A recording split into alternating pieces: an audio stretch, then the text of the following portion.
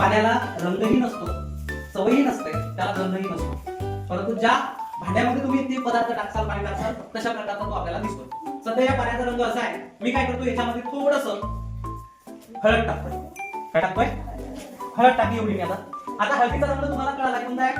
पिवळा रंग आहे. मी काय केली याच्यामध्ये टाकली असे आणि याला मिक्स करतोय. झालाय. आता कसा कलर झाला रे याचा? पिवळा रंग झालाय. आता आपल्याला परत एक बदल करायचा आहे. या रंगामध्ये दुसरी एक वस्तू टाकूया, त्याचा रंग बदलतो का आपल्याला पाहायचं आहे. याच्यामध्ये या ग्लासमध्ये आपण आता 1 चम्मच टाकूया. जे काही वॉशिंग सोडा आहे, धुण्याचा सोडा आहे, तो आपण 1 चम्मच टाकूया.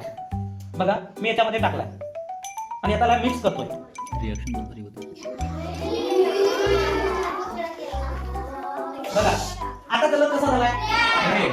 म्हणजे आपण साध्या पाण्यामध्ये हळद टाकली, त्याचा कलर येलो कलर, पिवळा रंग होता, त्यामध्ये आपण वॉशिंग सोडा टाकला तर तो रंग कोणता झालाय? रेड कलर झालाय, लाल कलर झालाय. समजला हा एक प्रयोग? तर अशा प्रकारचं आपण काही पदार्थांचा वापर करून अशा प्रकारचे काही रंग बदलू शकतो. त्यामुळं हे सर्व विज्ञानाचे प्रयोग आहेत आणि यातून आपल्याला एक सीख अशी भेटते की आपल्या आजूबाजूला काही भूतू साधू असतात, ते काय करतात आपल्याला भुलवतात. कसं भुलवतात? अशा प्रकारचं एखादं लिंबू आहे, हा लिंबू आहे, या लिंबूला ते कापतात आणि या लिंबामध्ये काय करतात? थोडीशी हळद टाकतात आणि थोडीशी काय करतात? हा वॉशिंग पावडर टाकतात आणि आपल्या समोर काय करतात? ते ऑलरेडी पहिलेच कापलेलं असतं थोडंफार, त्याच्यामध्ये ते भरतात आणि आपल्याला असं कापून दाखवतात लिंबातून काय पडलं? रक्त पडलंय असं दाखवतात. तर ऍक्च्युअल काय पडते?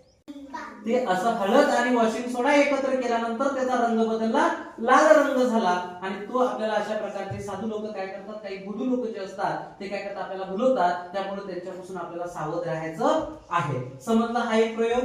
म्हणजे